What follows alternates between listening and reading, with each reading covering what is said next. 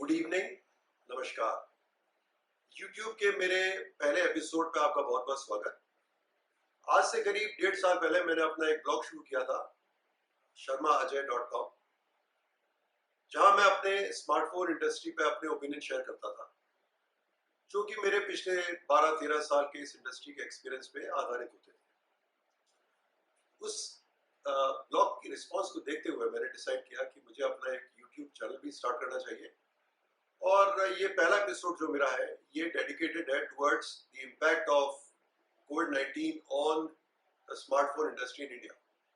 कोविड-19 का Indian smartphone industry पे क्या प्रभाव होगा। शुरुआत करते हैं मार्केट साइज। इसके पहले कि मैं आपको मार्केट साइज के बारे में बताऊं, मैं आपके साथ शेयर करना चाहता हूं, और शायद आप सबको मालूम भी होगा, इंडिया ग्लोबली टॉप 3 मार्केट्स में आता है।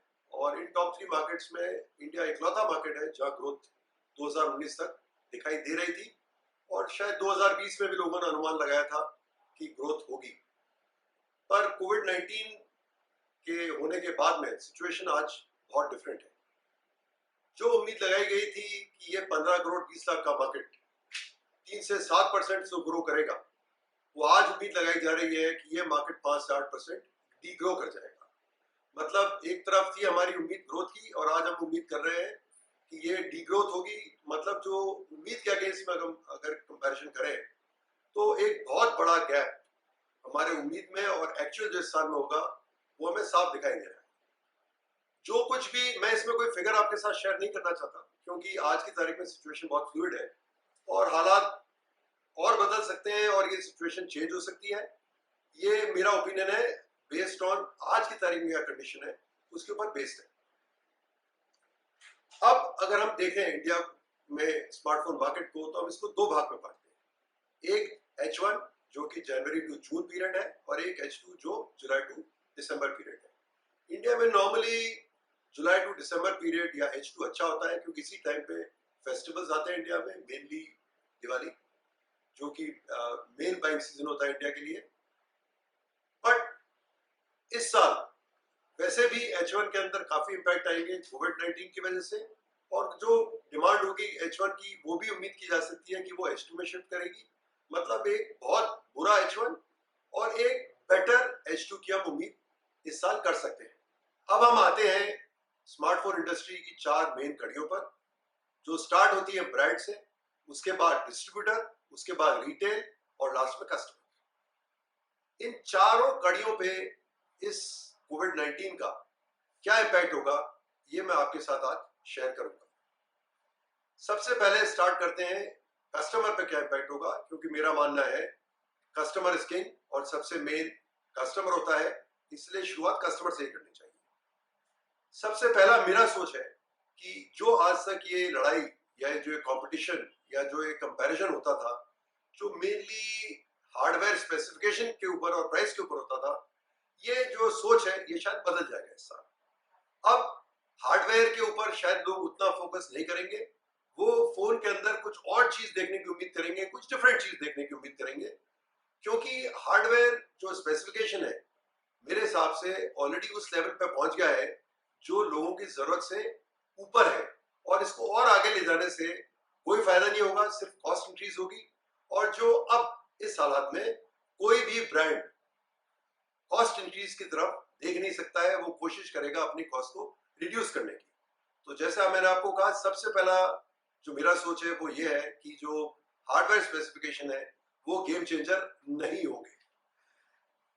उसके बाद में जो दूसरा मेरा सोच है कि आज तक लोग बात करते थे कस्टमर एक्सपीरियंस की, कि भाई कस्टमर एक्सपीरियंस जो डिवाइस पर अच्छा होगा या जो ब्रांड का कस्टमर एक्सपीरियंस अच्छा होगा, वो कस्टमर उस ब्रांड को लेगा।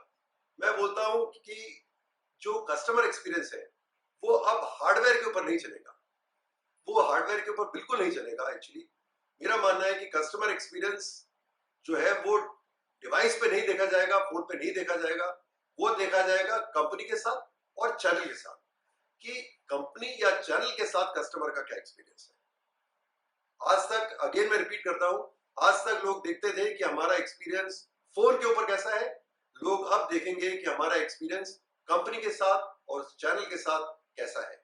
ये एक सेकंड मेजर चेंज होगा। तीसरा मेरा मानना है कि मोबाइल फोन, लोग कहते हैं कि इसेंशियल आइटम है, मेरे हिसाब से उतना इसेंशियल भी नहीं है कि लोग इसको कुछ टाइम इसकी परचेज को ना टालें। तो शायद लोग कोशिश करेंगे कि कस्टमर, क्योंकि फोन की क्वालिटी भी काफी इंप्रूव हो गई है पहले से, तो कस्टमर कोशिश करेगा कि अपनी जो खरीद है मोबाइल फोन की, स्मार्टफोन की, वो थोड़ी टाल दे, कुछ समय के लिए टाल दे। इस जब वो अपनी खरीद को टालेगा तो भी डिमांड के ऊपर ऑटोमेटिकली फर्क पड़ेगा। तो ये मेरा दूसरा मानना है कि कस्टमर अभी अपनी जो खरीदारी है उसको थोड़ा टालेगा, कुछ टाइम आगे पुश करेगा, इसलिए जो डिमांड थी, जो रिप्लेसमेंट साइकिल थी, वो थोड़ी बढ़ जाएगी। ये इम्पैक्ट शायद हाई एंड मोबाइल फोन्स पे इतना ना आए, क्योंकि जो हाई एंड मोबाइल फोन का कस्टमर है वो इतना प्राइस सेंसिटिव कस्टमर नहीं है, ना उसके पास में कैश फ्लो का इतना इशू है। तो शायद high end mobile phone buyer और जो मैं बोलता हूँ मिड हाई एंड कैटेगरी का जो कस्टमर है, शायद उस कैटेगरी में और उस प्राइस सेगमेंट के अंदर उतना इम्पैक्ट ना आए। अब हम आते हैं 2020 का में चैनल पे इस कोविड-19 का क्या इम्पैक्ट होगा। जब मैं चैनल बोलता हूं तो मैं डिस्ट्रीब्यूटर और रिटेल दोनों को मिला के बोल रहा हूं। सबसे पहला ये होगा चैनल के अंदर कि जो आज तक शेयर होता था 60% ऑफलाइन के फेवर में और 40% ऑनलाइन के फेवर में, मेरा मानना है कि ये गेम बिल्कुल पलट जाएगा। माने कि ऑनलाइन का शेयर 60% हो जाएगा और ऑफलाइन का 40%। पर अगर ब्रांड सपोर्ट करें और रिटेल मेहनत करे तो शायद साल के एंड में हम इस शेयर को 55% ऑनलाइन और 45% ऑफलाइन में देखें।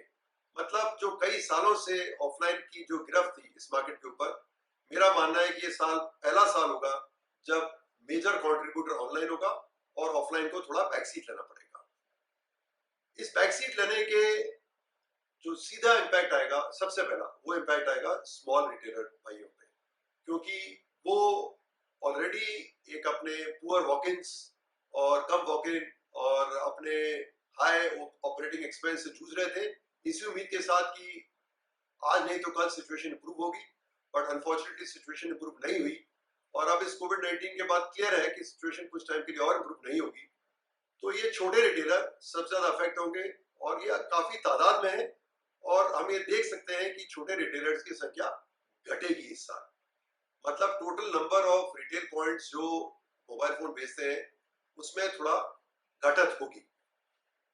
दूसरा, बाकी रिटेलर्स के लिए भी हम देखेंगे कि वो भी एक मेजर ओपेक्स या ऑपरेटिंग एक्सपेंस कट डाउन की तरफ जाएंगे, क्योंकि जब बिजनेस कम होगी तो अपना प्रॉफिट में रहने के लिए लोगों को अपने कॉस्ट को कंट्रोल करना पड़ेगा, अपने ऑपरेटिंग एक्सपेंसेस को कम करना पड़ेगा। तीसरा इंपैक्ट आएगा स्टॉक्स के ऊपर, क्योंकि हर लेवल पे आज की तारीख में स्टॉक है।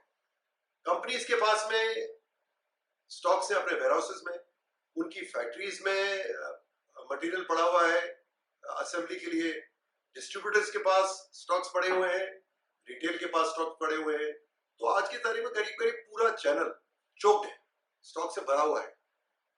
तो स्टॉक जो है वो एक चैलेंज रहेगा कुछ टाइम के लिए और हर ब्रांड की कोशिश होगी कि इस चैनल को जितना जल्दी हो सके क्लियर आउट किया जाए और जितना जल्दी हो सके इस जो स्टॉक्स पड़े हुए हैं इनको बाहर निकाला जाए। इस स्टॉक को निकालने के लिए कई तरीके हैं। एक तरीका है जो चाइना ने यूज किया था, जिसको उन्होंने नाम दिया वायरस सब्सिडी, मतलब स्पेशल ऑफरिंग दी और अपने कुछ मॉडल्स को निकाला कस्टमर्स को स्पेशल ऑफरिंग के साथ।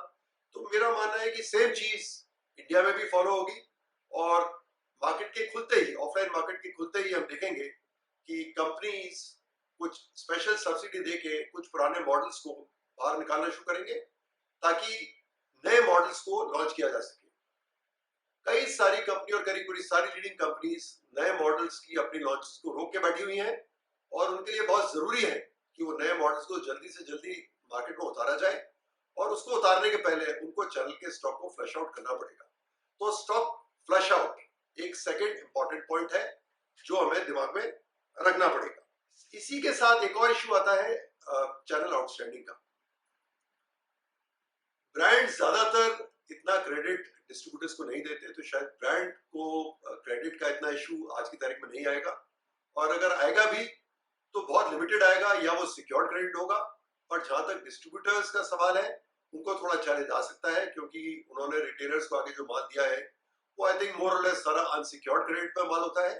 इसलिए आप शायद थोड़ा क्रेडिट स्क्वीज डिस्ट्रीब्यूटर्स की तरफ से मार्केट में आना शुरू होगा।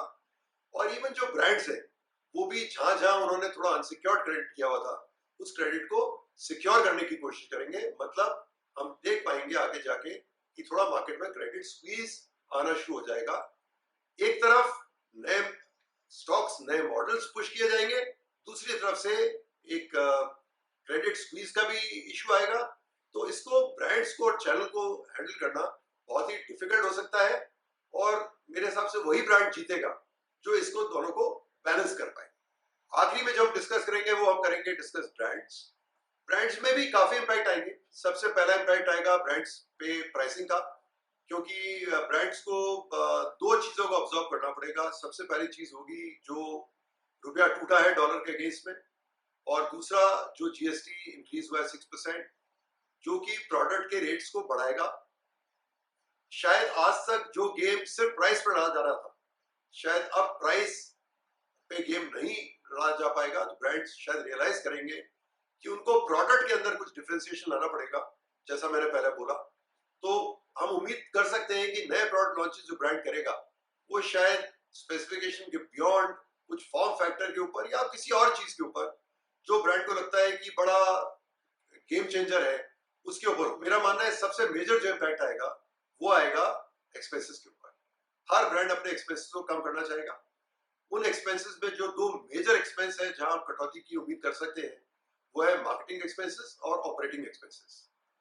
मार्केटिंग एक्सपेंसेस, हर ब्रांड शायद ये मानता है आज की तारीख में कि उसकी एक ब्रांड अफिनिटी है, उसका एक मार्केट में गिरफ्त है। तो यहाँ पे शायद थोड़ा बहुत सेक्रीफाइस किया जा सकता है। इसलिए हम देखेंगे कि थोड़ा जो मार्केटिंग एक्सपेंसेस है वहां कट डाउन होगा। जब मैं ऑपरेटिंग एक्सपेंस की बात करता हूं तो मैं मेजरली बात करता हूं एक्सपेंसेस ऑन सेल्स टीम्स। चाहे वो सेल्स टीम कंपनी के रोल की हो, चाहे वो कंपनी नॉन कंपनी रोल की हो, जिसमें मेजरली इन स्टोर डेमोस्ट्रेटर्स है। इन स्टोर डेमोस्ट्रेटर में ऑलरेडी हम देख सकते हैं कि काफी इन स्टोर डेमोस्ट्रेटर को बोला जा चुका है, नौकरी से बाहर किया जा चुका है। और आगे जाके भी जब वक्त आगे का वक्त आएगा तो भी ये सोशल डिस्टेंसिंग का जो एक क्लॉज है, उस क्लॉज की वजह से भी एक छोटे रिटेल आउटलेट के अंदर शायद एक या दो इन स्टोर डेमोस्ट्रेटर से ज्यादा खड़े नहीं हो पाएंगे। तो एक कटौती आएगी सेल्स स्टाफ के ऊपर, उसके अंदर मेजर आएगी आपकी इन स्टोर डेमोस्ट्रेटर।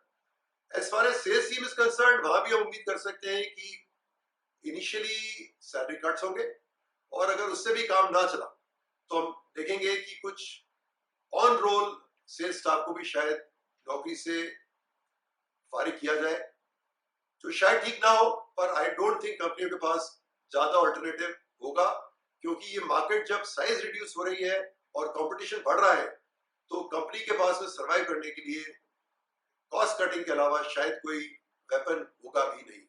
और इसके साथ ही मैं अपने पहले यूट्यूब एपिसोड को समाप्त करता हूं, और आपको रिक्वेस्ट करता हूं कि अगर आपके कोई भी सवाल इस एपिसोड से लिंक, कोई भी सवाल आपके अगर है तो जरूर मुझसे पूछें, और मैं कोशिश करूंगा कि ज्यादा से ज्यादा सवालों का जवाब दूं मेरे अपने अगले एपिसोड में। साथ ही में मेरे चैनल को सब्सक्राइब कीजिए और मेरे ब्लॉग sharmaajay.com को भी सब्सक्राइब कीजिए, जहां मैं आपको इंडस्ट्री के बारे में रेगुलर अपडेट्स देता रहूंगा। थैंक यू, धन्यवाद, शुक्रिया।